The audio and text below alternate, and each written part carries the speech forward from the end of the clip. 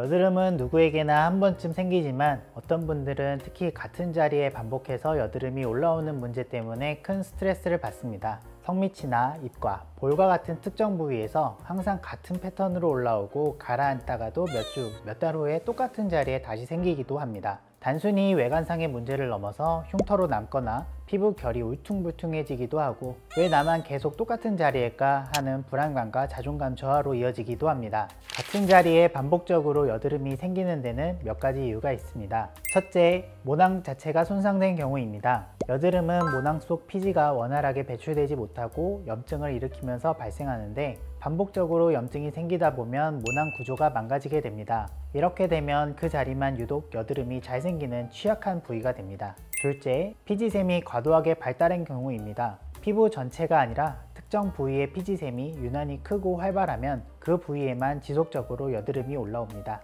셋째, 흉터 조직의 영향입니다. 염증이 생겼던 자리에 흉터 조직이 남아있으면 피지가 원활히 배출되지 못하고 그 옆으로 새로운 여드름이 다시 생기는 악순환이 반복됩니다. 여성분들의 경우에는 여기에 호르몬의 변화가 더해집니다. 특히 생리 직전에는 황체 호르몬이 증가하면서 피지의 분비가 늘어나고 턱이나 입 주변에 집중적으로 여드름이 생기기 쉽습니다. 그래서 매달 같은 시기에 같은 자리에 여드름이 꼭 올라온다 라고 말하는 분들이 많습니다. 진료실에 오시는 환자분들은 이미 다양한 치료 방법을 경험해 보신 경우가 많습니다. 피부과에서 스케일링을 받아 각질을 정리하고 피지를 줄이려고 해본 분들, 항생제나 피지 조절제와 같은 경구약을 복용하면서 한동안 호전되신 분들, 집에서는 여드름 전용 연고나 클렌저를 꾸준히 사용해 보신 분들도 많습니다. 분명 이런 치료들이 일시적으로는 효과가 있습니다. 피부가 깨끗해지고 여드름이 줄어드는 시기도 있습니다. 하지만 문제는 이런 모든 노력을 다해봤는데도 결국 똑같은 자리에 여드름이 다시 올라온다는 것입니다.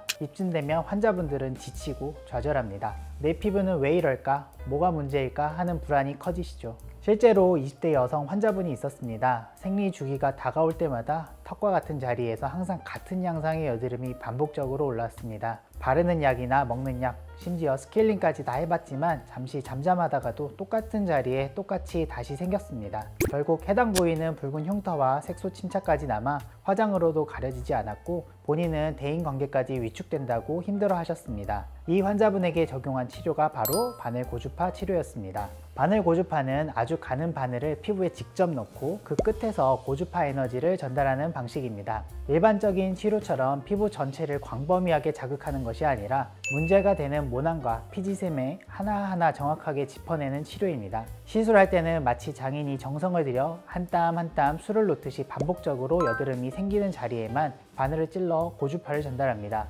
그래서 불필요한 부위는 건드리지 않고 문제 부위에만 선택적으로 치료할 수 있습니다. 이 과정에서 고주파가 모낭과 피지샘을 지져주면서 과도한 피지 분비를 줄이고 더 이상 같은 자리에 여드름이 반복되지 않도록 차단해 줍니다. 다시 말해 겉으로 보이는 여드름만 없애는 것뿐만 아니라 반복되는 원인 자체를 직접 해결해 주는 치료라고 할 수 있습니다. 바늘 고주파 시술은 바늘 끝에서 고주파 에너지를 전달해 피지선이나 낭종의 벽을 파괴하는 방식입니다. 하지만 여기서 치료가 끝나는 것이 아니라 시술 2에서 3일 후 내원에 압출을 해주는 과정이 필요합니다. 시술 직후에는 피지선과 낭종 내부가 열로 손상되면서 피지, 농, 진물과 같은 잔여물이 남게 되는데 이를 그냥 두면 피부 안에서 다시 염증이 생기거나 2차 감염으로 이어져 색소 침착이나 흉터가 남을 수 있습니다. 보통 시술 후 2에서 3일이 지나면 피지가 녹아 나오면서 진물이나 고름이 피부 속에 고여있는 시기입니다. 이때 병원에 방문해 멸균 환경에서 압출을 진행하면 불필요한 잔여물을 안전하게 제거할 수 있고 염증 악화를 막을 수 있습니다.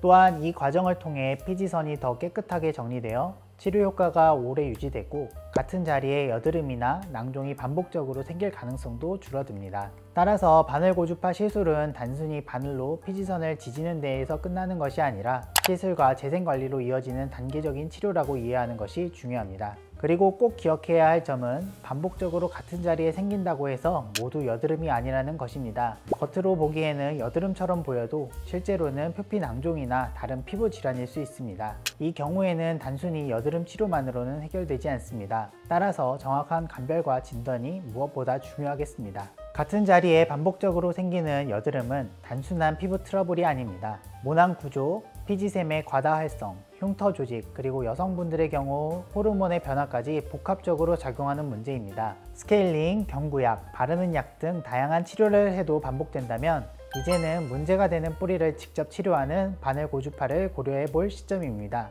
장인의 손길처럼 하나하나 짚어내는 바늘 고주파는 반복 여드름을 근본적으로 차단하고 피부를 매끈하게 회복시킬 수 있는 효과적인 방법입니다. 다만 정확한 진단과 안전한 치료를 위해서는 반드시 피부과 전문의의 상담을 먼저 받으시길 권해드립니다. 감사합니다.